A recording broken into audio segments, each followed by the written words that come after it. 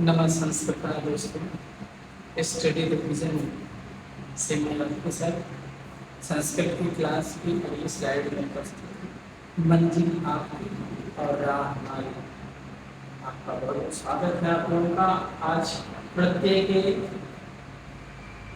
का प्रकरण जो चल रहा है उसको आगे बढ़ाते हुए कृत प्रत्यय में पिछली स्लाइड में हमने आपको अथवा प्रत्यय बताया था और आज आपके बीच में मैं ल्यप प्रत्यय को लेकर के आया हूँ। अथवा प्रत्यय के तुरंत बाद ल्यप प्रत्यय। इन प्रत्ययों में 3 प्रत्ययों का मैं नाम लिख रहा हूँ, अथवा प्रत्यय, ल्यप प्रत्यय और पूर्व प्रत्यय। इन तीनों जिस धातु के बाद लगते हैं और जो पद जो शब्द मिलता है इनसे मिलकर जो भी शब्द बनता है वो तीनों से बना हुआ शब्द अव्यय होता है।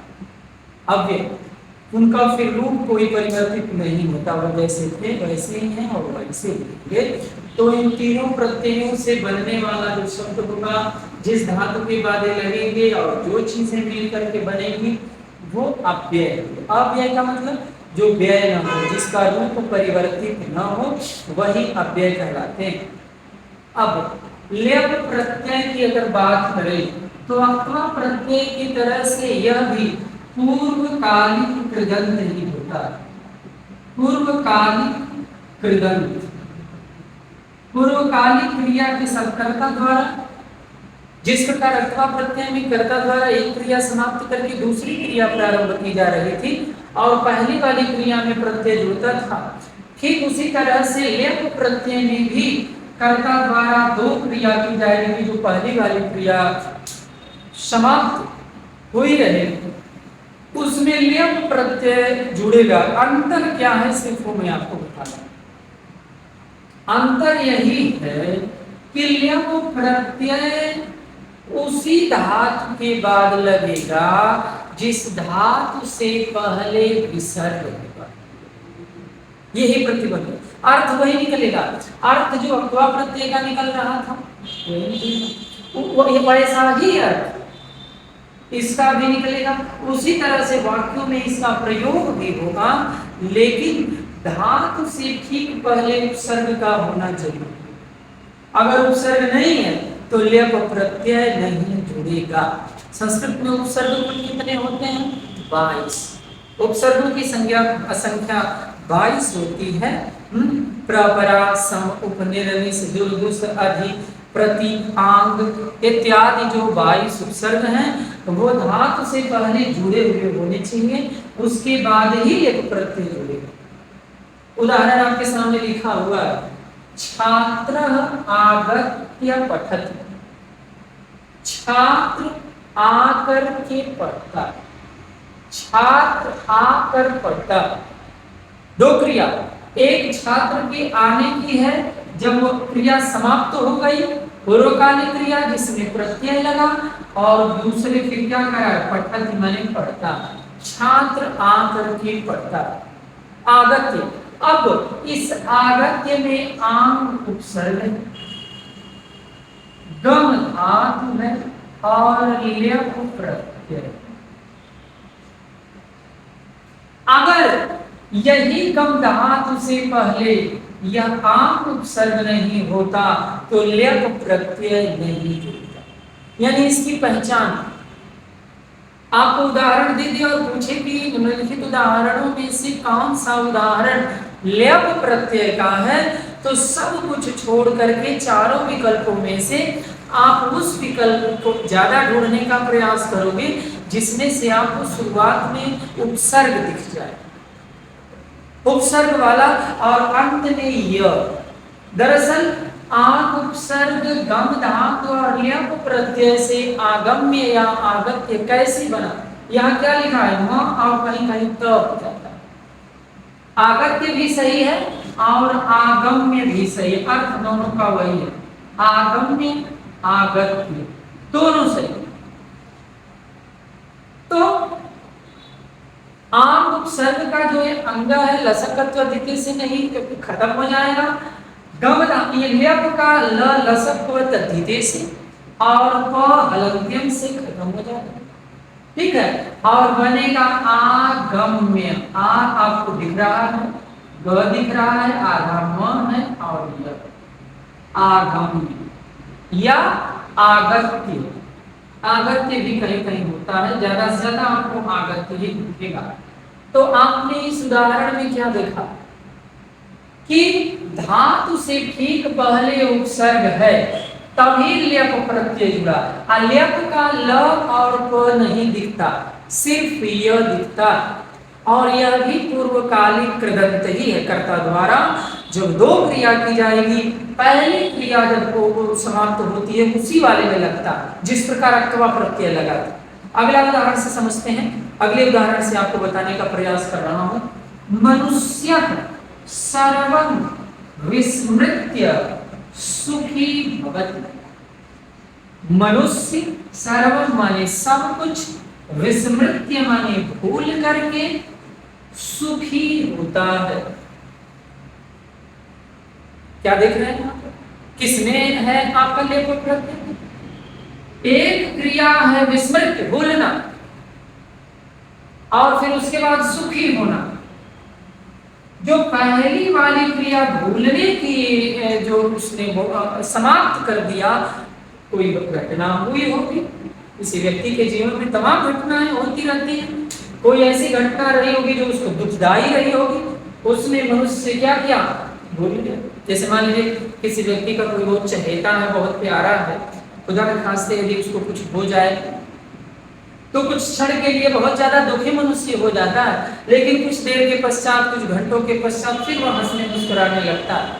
तो ये भूलना, विस्मृत्य, भूल करके सुखी होना। तो ये जो पहली क्रिया है विस्मृत्य, विस्मृत्य जो है ना, यही यह विस्मृत्य में वी उपसर्ग है, वी उपसर्ग है, स्मृत धातु है और ल्यप प्रत्यय। अगर यही वी उपसर्ग नहीं होता तो ल्यप प्रत्यय नहीं जुड़ता। धातु स्मृति से पहले वी उपसर्ग है तभी ल्यप प्रत्यय जुड़ा। यानी यह तो दिखेगा आपको, लेकिन प्रारंभ में उपसर्ग होना चाहिए। यह तो दिखेगा आपको, लेकिन प्रारंभ में उपसर्ग होना चाहिए। धातु के पहले उपसर्ग और धातु के बाद प्रत्यय, यही ल्यप प्रत्यय का विधान है। इससे बना हुआ शब्द अव्यय होता है। अक्वा प्रत्यय से भी गत्वा, पठित्वा, चलित्वा इत्यादि अव्यय ही होते हैं। ल्यप प्रत्यय से भी विस्मृत्य, आगम्य, प्रपठ्य, देखिए प्र उपसर्ग है, पठ धातु है और ल्यप प्रत्यय। एक और उदाहरण, प्र, यह प्र उपसर्ग है तभी ल्यप प्रत्यय जुड़ेगा। इसी बात को मैं बताना चाह रहा कि धातु के बाद ल्यप तभी जुड़ेगा जब प्रारंभ में प्रत्यय उपसर्ग हो, बिना उपसर्ग का नहीं। अब इसका ल, इसका पर, लसक का तद्धिते से ल और हलंत्यम से प समाप्त होकर क्या बचेगा? केवल यह बचेगा, और यह जुड़ेगा तो क्या हो जाएगा? प्रपठ्य, पढ़ कर। छात्र प्रपठ्य गृहं गच्छति, छात्र पढ़ करके घर जाता। यानी जिस प्रकार जा करके, पढ़ करके, हसित्वा हंस करके अथवा प्रत्यय का अर्थ निकला था, उसी तरह का अर्थ आपके ल्यप प्रत्यय का भी निकलेगा। अंतर सिर्फ कितना रहेगा? पूर्वकालिक कृदंत वह भी है, पूर्वकालिक कृदंत यह भी है, मीनिंग भी दोनों की सेम सेम निकल रही है। सिर्फ दोनों में अंतर आपको इतना मिलेगा कि इसके पहले उपसर्ग लगा हुआ होगा और इस अथवा प्रत्यय के पहले उपसर्ग नहीं होगा, सीधे धातु के बाद जुड़ जाता है। यही आपके इसमें अंतर है दोनों में। जरा आप लोग कमेंट करते रहें, अपने सुझाव देते रहें। हाँ, और तब तक के लिए मैं अभी आ रहा हूँ, आप लोग थोड़ा सा समय दे रहा हूँ। कुछ कमेंट वगैरह, जो वीडियो कैसा लग रहा है आपको, आप कमेंट करें इससे। हाँ, तो देखिए जैसे वी उपसर्ग है, हा धातु है और ल्यप प्रत्यय, इस धातु से पहले उपसर्ग है और उसके बाद लेप प्रत्यय है और क्या बनेगा? विहाय। विहाय माने होता है छोड़।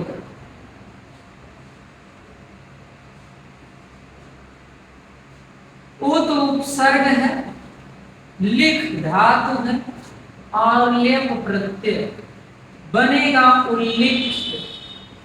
उल्लिख, उल्लिख का मतलब लिख।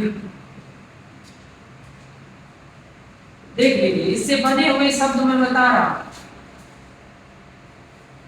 उप उपसर्ग है, गम धातु है, लेप प्रत्यय है, ठीक ना? और बनेगा उपगम में समीप जाकर। उप का उप जो उपसर्ग होता है समीपता के अर्थ में उसका प्रयोग होता है।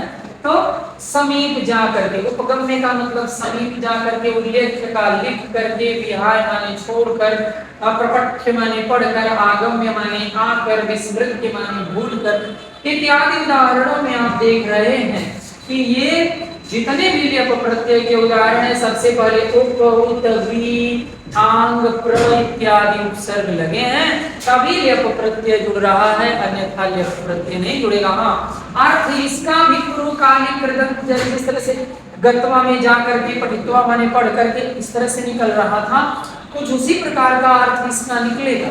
और इन दोनों का जो पद शब्द होगा वो अव्यय। कई बार इस बात को मैं आपको बता चुका। अब एक श्लोक मैं आपके बीच में पढ़ रहा हूं। वृथा वृष्टि समुद्रेषु वृथा तृप्तस्य भोजनम वृथा दानो समर्थस्य वृथा दीपो दिवापि च। एक बार पुनः आपको श्लोक में पढ़ देता हूं। वृथा वृष्टि समुद्रेषु वृथा वृष्टि समुद्रेषु वृथा तृप्तस्य भोजनम्